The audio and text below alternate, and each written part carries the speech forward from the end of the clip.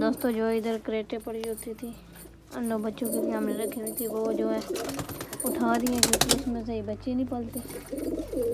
और अभी इधर नीचे वो दूसरा खाना बनाना है, ईंटों का खाने बनाने हैं, वो उसमें सही बच्चे निकालेंगे और सही पलेंगे। बाकी ये इसलिए नहीं उठाए क्योंकि ये इधर इनका बच्चा है और इनका ये भी जो है ये भी इन्होंने भी कल ही निकाला है बच्चा, इसलिए नहीं उठा रहे। और चैनल को सब्सक्राइब करना प्लीज़, चैनल को सब्सक्राइब करना। अल्लाह हाफिज़।